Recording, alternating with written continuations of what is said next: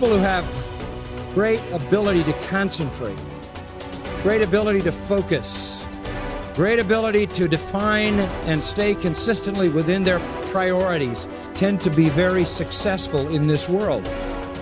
And self-discipline is an essential component in that, whether you're talking about some kind of academic achievement, some kind of musical achievement or athletic achievement or whatever it is, some achievement in the realm of business or the arts or science, generally comes to people who are very focused and who understand how to order their priorities. In a word, they are disciplined people. I've always been disciplined myself, because I've always lived a disciplined life. I lived in a disciplined household, like there was no such thing as I don't want to. So even now, if I wake up and I don't want to do something, I don't need someone to tell me to do it, so I'll do it anyway. Being a man isn't about not feeling things. It's about acting the way you're supposed to act, regardless of how you feel. We act. We're men of action. We get things done. So the world got built. All of it. You need to become a man of action. Stop worrying about how you feel. Stop worrying about what you're supposed to be doing. How about that? But what happens is, if you believe that there's very little potential, how much action are you going to take? Nothing, little. But they take little action, little results. Why? Because they have to start with a problem with their belief. They don't believe it's really going to happen for me. Maybe for Frank Kearns because he got the cool hair and stuff, or maybe it's for you because you're so driven, but it's not me. Maybe Tony Robbins because he's a freak, got these big teeth. Whatever their thought process is, right? They got this thing, right? And when you take a little potential with a little action, what kind of results do you get? Lousy little results. And when you get little results, what does that do to your belief? You go, see, I told you this was a waste of time. And then what happens? You tap even less potential. You take even less action. You get even worse results, and your belief gets even weaker. And this sucker feeds on itself until you are in a downward spiral. It's poisonous. It's poisonous and it's self-fulfilling. Now, what if something could happen that could come along and fill you with a sense of absolute certainty? Not like I believe, but where you know.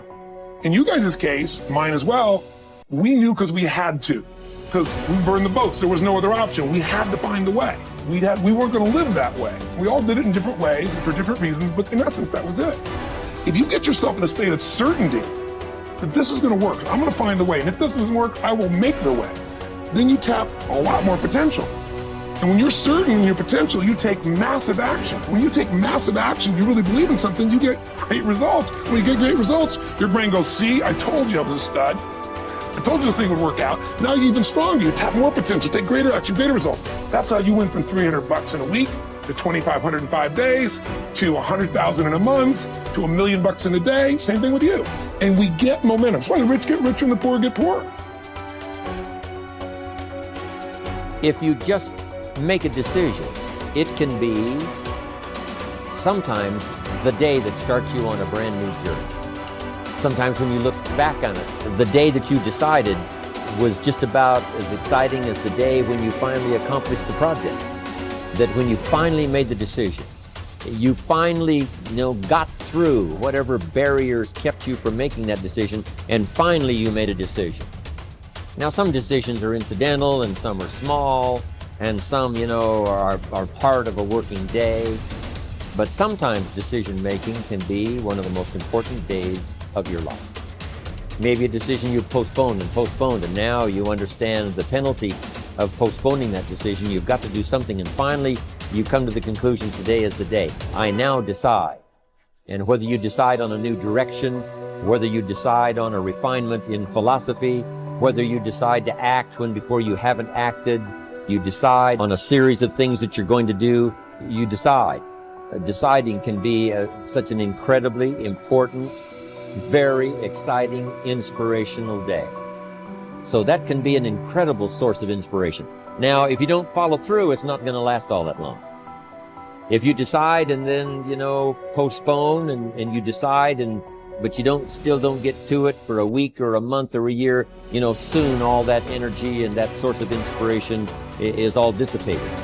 I believe that the single most important skill is the ability to make effective decisions, because everything comes from decision. You only get new results if you take new actions. You only take new actions if that decision comes first. In other words, decision is the father or mother of all action. But not all decisions are equally good, as we all know. And the quality of our life comes down to the quality of our decisions. You want action. Action means you have to make some decisions along the way. And decisions, most people are so afraid to make the wrong decision, they don't make any decision. That is what you really need to be afraid of, being stagnant. So get up and go. That idea isn't going to execute itself. You have to do it, and you have to do it now. Don't wait anymore. Don't think anymore. Don't plan anymore. Don't contemplate anymore. Don't make any more excuses or justifications. Don't rationalize anything else. No. Take the risk. Take the gamble. Take action now. No complacency.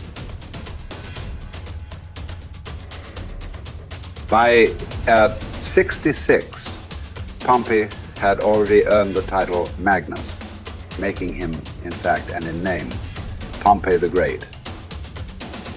He had reconquered Spain. He had served as Rome's consul not once but twice. He had defeated Spartacus in the Third Servile War. And now he was being sent to dispatch the Cilician pirates who terrorized the Mediterranean. Before he left, he stopped for a private consultation with the Stoic philosopher Posidonius, one of the great minds of the ancient world. Posidonius's advice might have seemed rather redundant. Be the best and always superior to others, he had told the ambitious general, quoting a line from the Odyssey. But Posidonius wasn't talking about achieving more victories over the enemy. He was talking about conquering the self, not honors, but being honorable. Plutarch tells us about a far less famous general and statesman in Greece, many generations before Pompey. Despite his brilliance on and off the battlefield, Epaminondas was appointed to an insulting minor office in Thebes. In fact, it was because of his brilliance that he was put in charge of the city's sewers. Instead of being provoked or despairing at his irrelevance, a number of jealous and fearful rivals thought it would effectively end his career. Epaminondas took fully to his new job, declaring that it is not the office that brings distinction to the man. It is the man who brings distinction to the office. With hard work and earnestness, Plutarch wrote, he proceeded to transform that insignificant office into a great and respected honor, even though previously it had involved nothing more than overseeing the clearing of dung and the diverting of water from the street. Best is the person who adds shine to their accomplishments with their discipline, not the other way around. This is what Posidonius was trying to tell Pompey, although Pompey failed to fully realize it. In the end, it's not about what we do, it's about how we do it, and by extension, who we are. Too often, we find people choosing to be great at their profession over being a great human being, believing that success or art or fame or power must be pursued to the exclusion of all else. Does it have to be that way? Does being loved have to be at odds with being lovely? Or can temperance, as Cicero claimed, be the fine polish on top of a great life? Queen Elizabeth inherited the monarchy. Marcus Aurelius was selected for the purple as a boy. But it wasn't the throne that made either of them kingly. It was their behavior. They were what the ancients called first citizens, for their character as much as their rank. As Marcus said, his aim was never to be the most powerful king, never to conquer the most territory, or build the most beautiful buildings. Instead, he was after perfection of character, to live your last day, every day, without frenzy or sloth or pretend. It just happens that wonderful external accomplishments, like those achieved by Elizabeth and Marcus, can come out of internal endeavor. They are not the goal, they are the byproduct. Conquering the world is almost easy after we have fully conquered ourselves. Certainly fewer people have done the latter than the former. This is what you find when you study the true masters of any profession. They don't care much about winning, about money, about fame, about most of the things that have come their way as a result of their success. Their journey has always been towards something bigger. They aren't running a race against the competition. They are in a battle with themselves. Self-discipline has never been about punishment or deprivation. It is about becoming the best that you are capable of becoming. The battle to be the best has less to do with beating others and more to do with beating down those urges. those flaws, those selfish instincts that every human has. There was never enough for Pompey, nothing sacred.